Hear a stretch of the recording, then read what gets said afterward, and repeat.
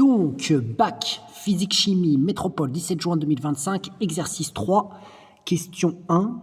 Donc, on est dans un nouvel exercice dans lequel on a un viscosimètre et il nous donne la formule d'une force de frottement qui s'applique sur une bille.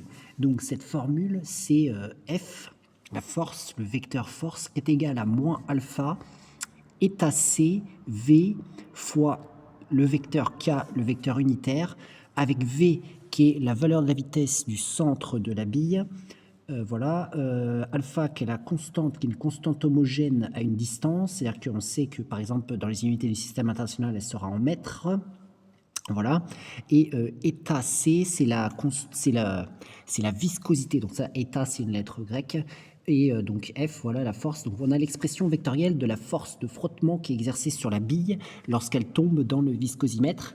Et dans la question 1, on nous dit montrer à l'aide d'un raisonnement sur les unités que état C, c'est-à-dire la viscosité, s'exprime en newton mètre-2 secondes. Voilà, donc il va falloir prouver ça par un raisonnement sur les unités.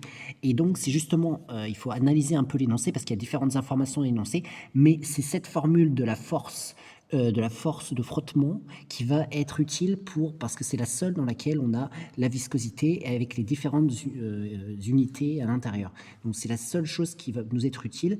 Donc moi je vais réécrire cette force. Donc on a F qui est égal à moins alpha état C V vecteur K, vecteur unitaire. Donc je pense que si on veut raisonner ici avec les unités, ce que l'on va faire, c'est qu'on va passer à la norme. On va passer à la norme de F. Je pense que c'est le plus simple. On pourrait faire sans la norme, mais je pense que c'est pas mal. Donc du coup, on va appliquer la norme des deux côtés, c'est-à-dire la valeur en fait du vecteur. C'est ça la norme, c'est la valeur du vecteur. Ça va être égal à la norme donc de toute cette expression-là, moins alpha, état C, V, K, comme cela, voilà. Et ici, donc la norme de F, donc tout simplement, c'est F sans mettre la flèche. Ici, donc il faut connaître des formules par rapport aux normes. Hein.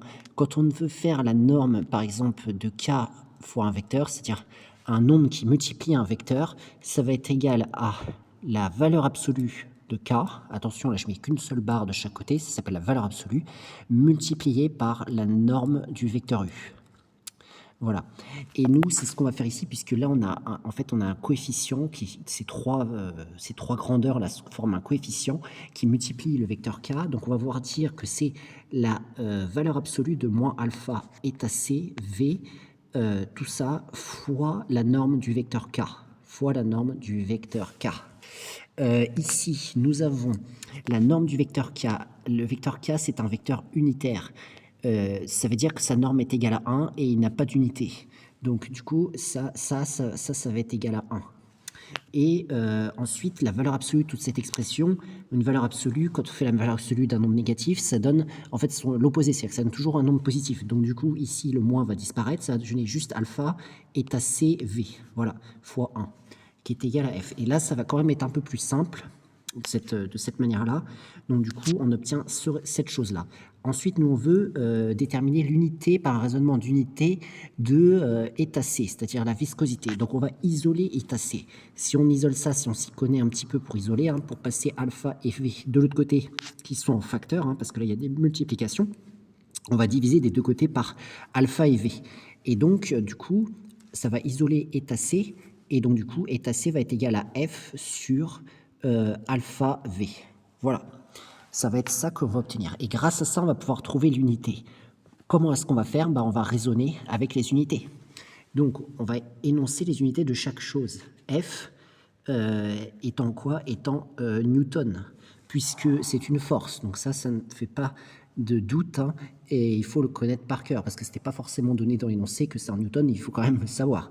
Donc ensuite, alpha, ils nous ont dit que c'était homogène à une distance, donc dans une unité internationale, c'est en mètres. Donc alpha est en mètres.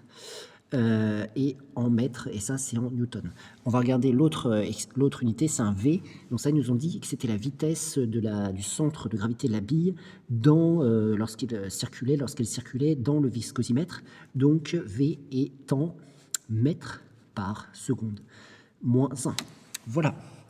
Grâce à ça, on va pouvoir obtenir l'unité de état C, en combinant ces unités, en les mettant de la même manière qu'elles sont dans la formule. Donc du coup, à partir de cela, on peut dire donc état C étant, et donc je mets newton en haut sur, parce que la force est en newton, alpha est en mètres, donc je mets en mètres, fois mètre seconde moins 1.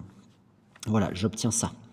Qui va donc correspondre en fait, on peut dire soit en, on va mettre quand même égal, on va juste mettre soit en, et on va dire ça c'est en quoi. Si on le remet, les deux mètres vont se multiplier entre eux, ça va donner des mètres carrés, mais d'après la règle des puissances qui est valable également pour les unités, on pourra mettre que c'est des newtons fois des mètres puissance moins 2, donc ça va faire newton fois mètre puissance moins 2, et ici on a seconde puissance moins 1, donc quand on divise par une puissance, ça revient à multiplier par l'opposé de cette puissance, donc ça va donner seconde, parce que ça va donner seconde puissance 1, donc seconde. Donc du coup, état C, il est bien en newton, mètre carré, mètre moins 2, seconde, comme il nous demandait dans la question. Et voilà pour cette question 1 de l'exercice 3 du bac physique-chimie métropole 17 juin 2025.